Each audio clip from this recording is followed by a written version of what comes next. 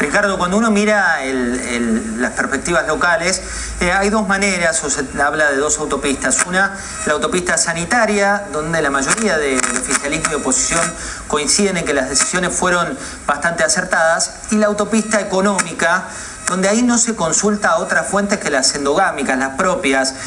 ¿Por qué cree que se le está dando tanta importancia a la otra pandemia, que es la pandemia económica en este contexto? No, yo creo que se le está dando importancia a la pandemia sanitaria.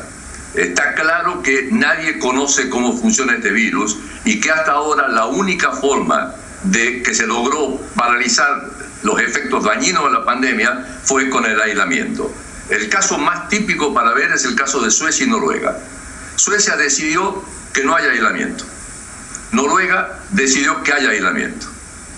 En dos meses, la cantidad de muertos en Suecia es 9 veces la cantidad de muertos en Noruega.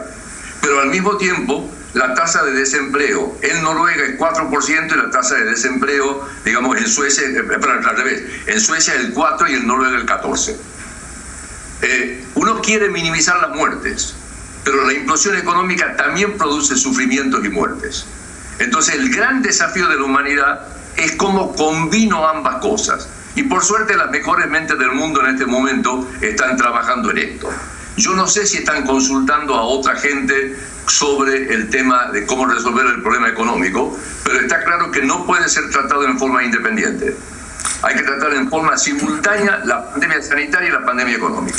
Ricardo, en paralelo hay una situación que en otro contexto sería tapa todos los días de los diarios, que es este dólar a 110 pesos, un dólar que se va escapando por la tangente del supercepo. ¿Qué dice este dólar de 110 pesos de la realidad económica?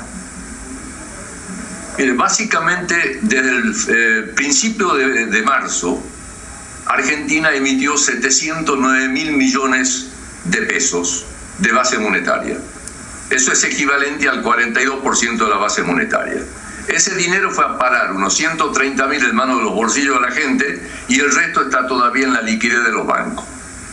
Esa plata, luego de ir primero al que se quiere ayudar, vuelve al sistema en la forma de depósito. Pero algunos de los que tienen depósito dicen: me están pagando 16% de tasa de interés. La tasa de devaluación es el 3,4% mensual en el dólar oficial.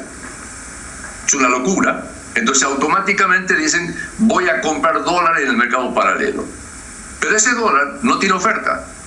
Entonces automáticamente sube la cotización de ese dólar. ¿Hasta dónde? No sabemos. Ahora la pregunta es: ¿cuánto esto produce?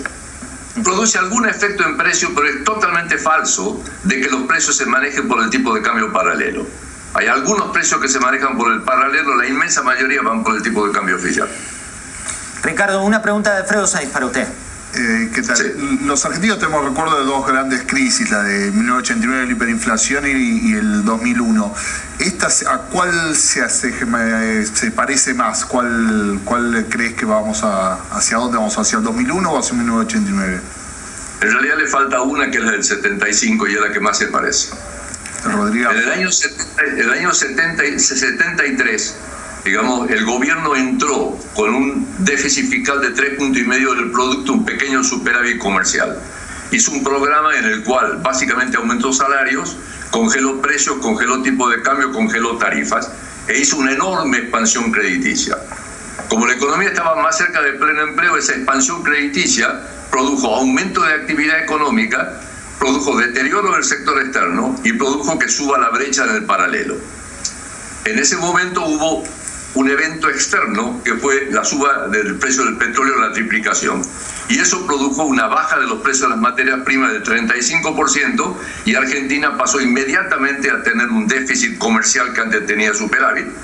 Con el agregado del turismo comenzó rápidamente a perder reserva. El paralelo se fue a 4 veces el oficial y finalmente cuando se quedaron sin reserva vino el Rodríguez. Ricardo, sí. ¿Está bien tener la economía así paralizada? Digo, desde una perspectiva económica, ¿usted cree que es una buena decisión la que tomó el gobierno o que ya es hora de empezar a reactivar sectores porque la cuarentena no resiste más? No, yo dije hace rato que el gran desafío de la humanidad es cómo se maneja la pandemia y cómo se maneja la implosión económica.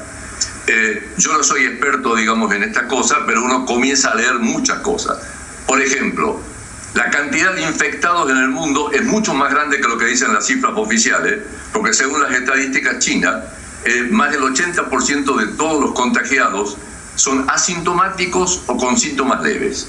Y lo que se mide en la mayoría de los casos son enfermos que ya llegan a los hospitales con síntomas relativamente severos. Se calcula que la cantidad realmente de infectados con síntomas es más de 10 veces esa cantidad. Entonces, cuando uno comienza a ver la tasa de mortandad con respecto a los identificados es muy alta, pero cuando lo comienza a ver con el total es más baja. Segundo lugar, la tasa de contagio debería ser igual entre todos los segmentos por edad. Parece ser más alta en los segmentos más jóvenes, pero la tasa de mortandad es mucho más grande en los segmentos más grandes.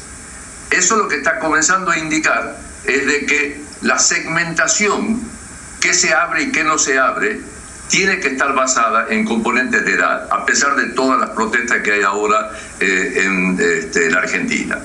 Luego de eso viene el tema del testeo. Digamos, yo tengo que estar permanentemente testeando para saber cuántos infectados hay. Y lo más importante de todo es el tema de los testeos con reactivos para ver cuánta gente ya está inmunizada. Entonces, eligiendo lugares, edades, sectores, se puede ir abriendo la economía de tal manera que no se agrave la pandemia desde el punto de vista de salud pública, pero que al mismo tiempo se aliviane la pandemia desde el punto de vista económico. Ricardo, la última, sabemos que está con el tiempo justo y le agradecemos desde ya esta entrevista y que haya accedido con lo difícil que es habitualmente conseguirlo. La última tiene que ver con algo que usted investigó en profundidad y que para muchos es como la gran esperanza de la economía argentina. Me refiero al fenómeno vaca muerta. Ayer leíamos que el precio del petróleo, el valor del petróleo está en índices negativos, que inclusive toca un piso que no tocaba hace 20 años. Y usted investigó vaca muerta en profundidad. ¿Qué implica esto para la gran esperanza económica local? ¿Cómo es vaca muerta? Vaca muerta comenzó a tener problemas en el momento que congelaron las tarifas en agosto del año pasado. Vaca muerta, para ser rentable, tiene que tener un precio determinado y una tasa de riesgo baja, porque en el fondo es una inversión como cualquier otra. En el momento en que Argentina comenzó a subir el riesgo país, se fue de 800 a 2.000 y después a 4.000, y al mismo tiempo que congelaron las tarifas, vaca muerta comenzó a ser menos rentable y comenzó a bajar toda la inversión. Muchas de las empresas comenzaron a tener los equipos vacíos, sin operaciones, mucha gente comenzó a irse al exterior. Usted ahora enfrenta un problema totalmente distinto. La demanda mundial de petróleo y de gas y de energía en general cayó como 30%. Bien. Al principio del fenómeno, Rusia intentó jugar a la política aumentando la oferta para embromar a los productores de no convencionales en Estados Unidos. Pero es tan fuerte la baja que finalmente se tuvieron que poner todo de acuerdo.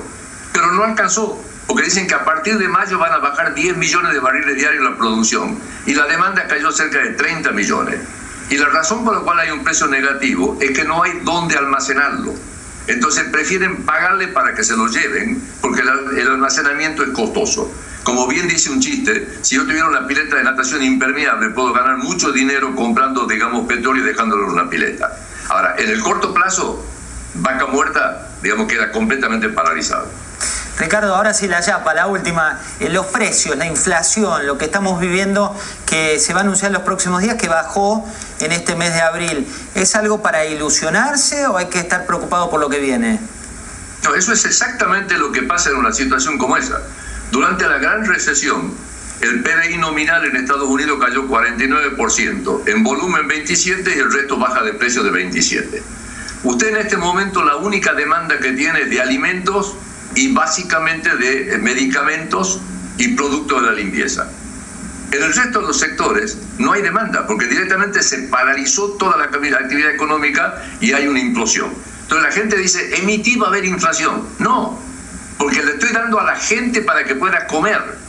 Digamos, no estoy, digamos, diciéndole a la gente, está en pleno empleo y te voy a dar más dinero para que vos salgas a gastar de más. Acá es apenas para que pueda comer. Y no van a comprar ropa y no van a ir al restaurante, etcétera, etcétera. Y ustedes están viendo todos los ajustes que se están haciendo en materia de negociaciones con los gremios para evitar el colapso.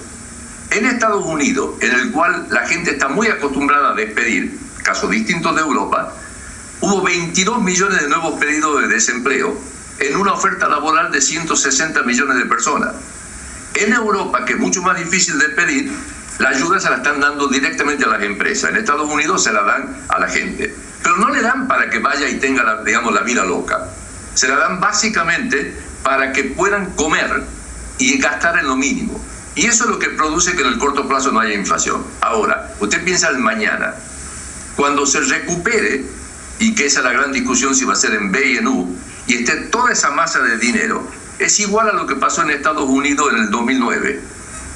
Esa masa de dinero usted la tiene que esterilizar posteriormente. Porque en ese momento, si se recupera y sigue esa masa de dinero, ahí sí genera inflación. Clarísimo. Ricardo, muchas gracias por esta comunicación con Mesa Chica. Un placer haber hablado con usted. Igualmente, gracias a todos ustedes.